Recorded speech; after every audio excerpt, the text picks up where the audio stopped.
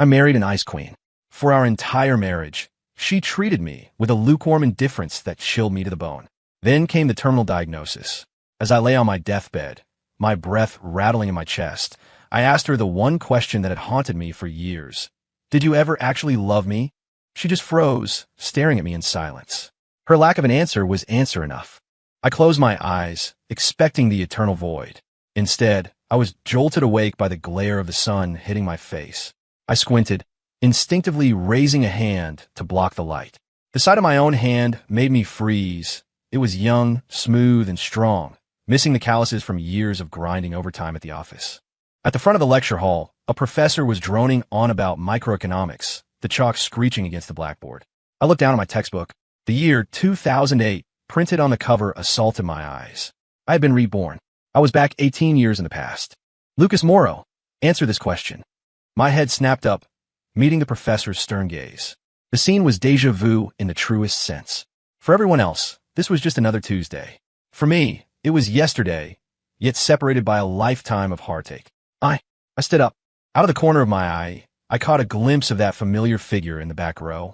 Sarah Vance sat there, her long dark hair cascading down her back, her features exquisite but cold as a glacier. Memories of my past life flooded back, her perpetually straight posture, that indifferent gaze, the polite but distant smile. Sorry, Professor. I zoned out, I muttered. A ripple of laughter went through the room. As I sat back down, I felt cold sweat soaking my shirt. The final moments of my previous life kept flashing before my eyes. My desperate question, her damning silence. The bone-deep pain of that rejection felt fresh, as if I hadn't just traveled back in time. When the bell rang, I practically fled the classroom. The early autumn wind carried a chill, but couldn't cool the turmoil in my chest. I needed to think. I needed to process this. Lucas. The cool, clear voice rang out behind me. My feet rooted to the spot. I had listened to that voice for 18 years, but I had never heard that tone of urgency in it. Slowly, I turned around. Sarah stood at the top of the stairs, the sunlight outlining her in gold. Her chest was heaving slightly, as if she had run all the way here to catch me. This was completely out of character. The Sarah of my past life was always composed, always perfectly poised. But right now she looked flustered. Your notebook, she said, handing me a black spiral-bound book. You left it in the lecture hall. I reached out to take it, our fingertips brushing lightly. She recoiled as if she'd been burned, a faint flush creeping up her neck to her ears. That small reaction sent a shockwave through me. The Sarah from before never reacted to physical contact. Thanks, I said, my voice low. I turned to leave. Wait, she called out again. Next class, can I sit with you? You stay there. In my previous life, we hadn't really interacted until junior year during a group project.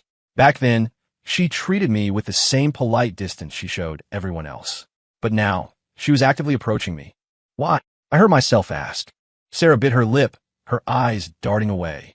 I just think, you're special. Special? I let out a bitter internal laugh. In my last life, I chased her for 2 solid years just to get a reluctant nod to a date. Back then, I was anything but special to her. Whatever, I said, turning away before I could see the flash of pain in her eyes. In the days that followed, Sarah stayed true to her word. She started appearing everywhere I was. She sat next to me in class, coincidentally bumped into me at the library, and even stood quietly on the sidelines watching when I played pickup basketball. Her behavior caused a stir on campus. Sarah Vance was the notorious Ice Queen, untouchable and aloof. I was getting more and more confused. This wasn't the Sarah I knew. Or rather, this wasn't the Sarah from my past timeline. I started to wonder if my rebirth had caused a butterfly effect. Until that day, in the library, I was researching for a paper when Sarah suddenly sat down opposite me. She slid a hot coffee across the table, a hazelnut latte, my favorite. I froze. In my past life, I hadn't started drinking hazelnut lattes until after we were married. How did you know I like this? I asked, staring intently at her. Sarah's hand trembled, knocking the cup and spilling a few drops. She frantically grabbed some napkins to wipe it up, but in her haste, she knocked a stack of books off the table. The crash echoed through the quiet library. She crouched down to pick them up, her hair falling forward to hide her face. But I saw her shoulders shaking. In that moment, an impossible thought struck me. Is it possible she also? I watched her panic, my suspicion growing. I crouched down to help her gather the scattered books. When our hands reached for the same volume, I felt the tremors running through her fingers. Are you okay? I asked softly. Sarah looked up sharply, the rims of her eyes red. That expression hit me hard. The old Sarah never showed vulnerability like this in front of me. I'm fine. She stood up quickly, shoving the book onto the table. I have to go. Wait. I grab her wrist. You didn't answer my question. Sera froze. I could feel her pulse hammering against my fingertips. What question? She whispered. How did you know I like hazelnut lattes? I looked straight into her eyes. I distinctly remember never drinking this in front of anyone on campus. Sarah's eyelashes fluttered like trapped butterflies. She opened her mouth, but no sound came out. The library lights cast shadows on her face, making her look pale. I guessed, she finally stammered. I saw you at the coffee shop a lot, so I just bought a random one. The excuse was flimsy, but I decided not to dismantle it yet. I let go of her hand and watched her take a relieved step back. Thanks for the coffee, I said. But don't trouble yourself next time. Sarah's expression shattered, a look of pure agony crossing her face. It was too familiar. It was the same look she had on her face right before I died. Why? She asked, her voice trembling. Because... I paused. I don't like owing people favors. It was a lousy excuse, but she didn't push. She just nodded and walked away. I watched her slender figure retreat, noticing her right hand gripping the hem of her skirt, so tightly her knuckles were white. My chest tightened. In my past life, Sarah only did that when she was extremely anxious. I just never had the chance to see it back then. For the next few days, Sarah vanished. I thought I'd be relieved, but I found myself increasingly agitated. I started scanning the crowd for her, in lecture halls, the library, the dining hall. Finally, late one night, I saw her downstairs outside my dorm. Sarah was standing under a street lamp, clutching a thermos. She was wearing a thin sweater, looking frail against the autumn chill. When she saw me, she rushed over and shoved the thermos into my hands. I smelled the familiar aroma. Hazelnut latte, she said softly. I know you don't like owing favors, so I brewed this myself. That way, it doesn't count as a debt, right? I was stunned. In the halo of the streetlight, I saw moisture clinging to her eyelashes, mist or tears.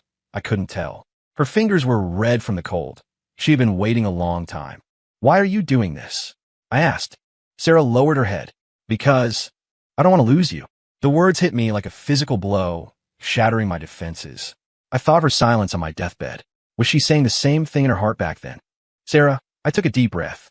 Do you remember, too? She snapped her head up, the panic in her eyes confirming my theory.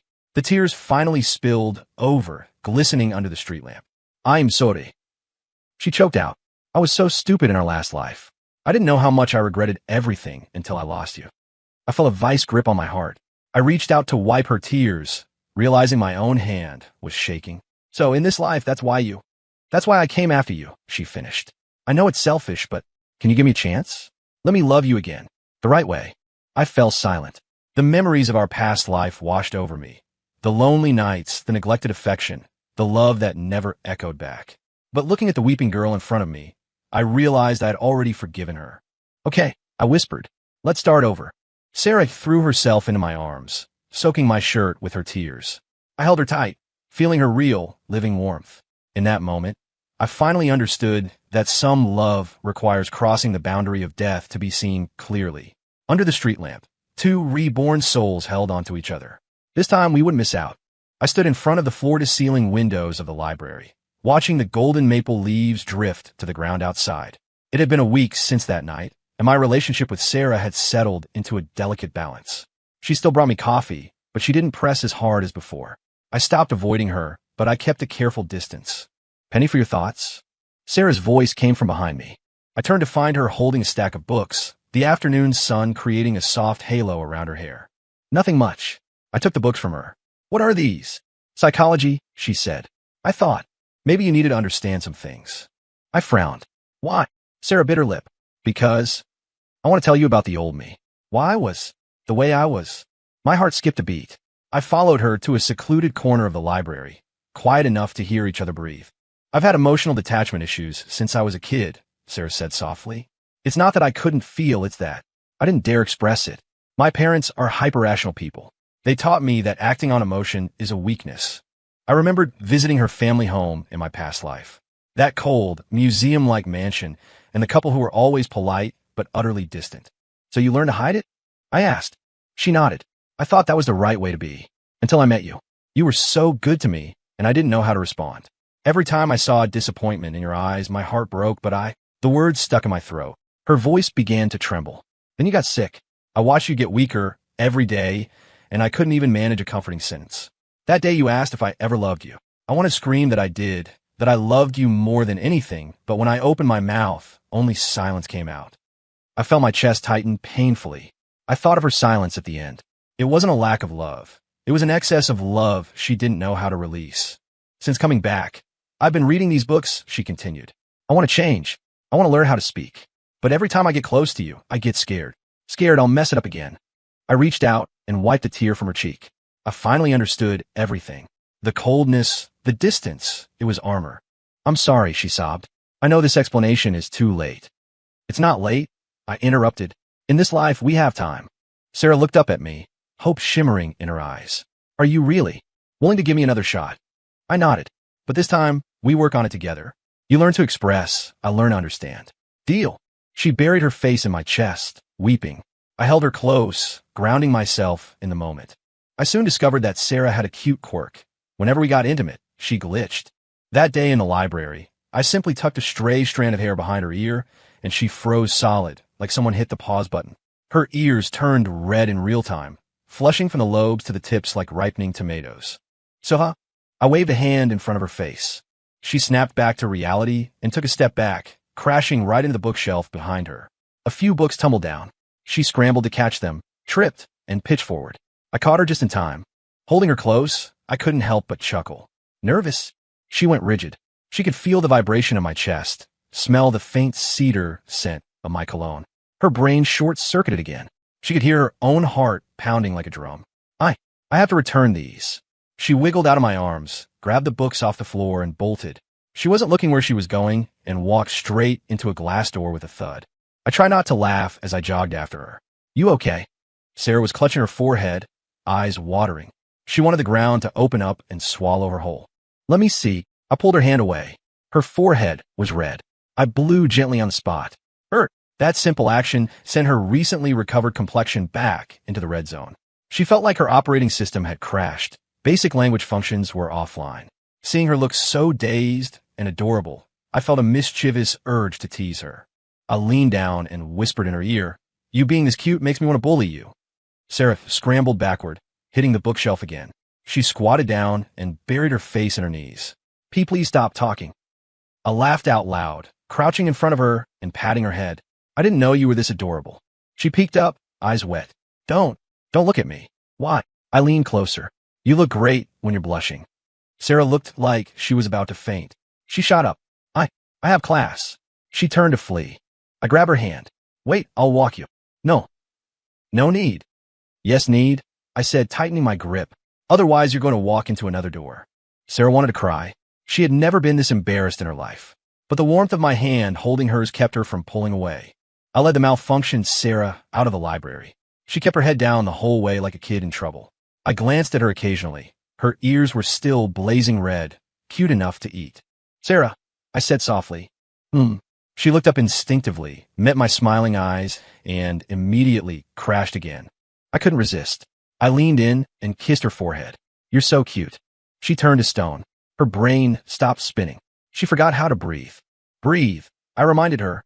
She gasped, inhaling too fast, and started coughing violently. I patted her back, laughing uncontrollably.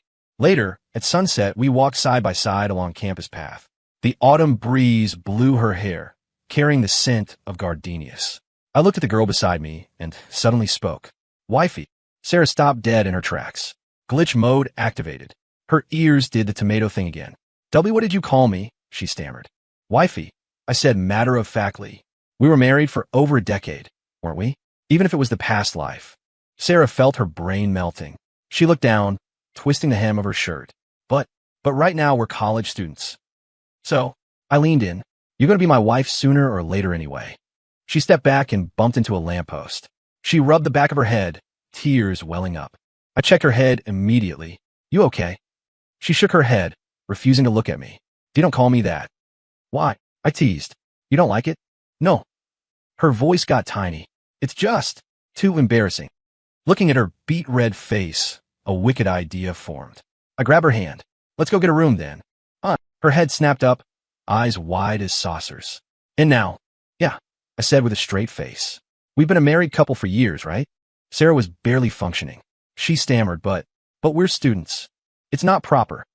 I stopped walking and turned my back to her. I hunched my shoulders and infused my voice with melancholy. Sigh. In my last life, I was dying and never got to hear my wife say she loved me. I'm so sad. So affreuse. She stared at my back, a sharp pain piercing her heart. The memories flooded back. My deathbed question, her silence, the years of missed chances. Don't be like that, she whispered, her voice trembling. I shook my shoulders harder. I know, the current me isn't good enough for you yet. Forget it. You go back. I won't be alone. Panic seized her. She rushed around to face me and saw what looked like a tear in the corner of my eye. Her heart shattered. Okay. It's my fault, she said, her face burning. I'll go with you, okay? I looked up, a sly glint in my eye. Really? Sarah realized she'd been played. She punched my arm, mortified. You liar. I grabbed her hand and pulled her into a hug. Who told you to be so soft-hearted? On graduation day, Sarah stood in front of the mirror in her cap and gown, adjusting her collar. Suddenly, a wave of nausea hit her. She clamped a hand over her mouth and sprinted for the bathroom.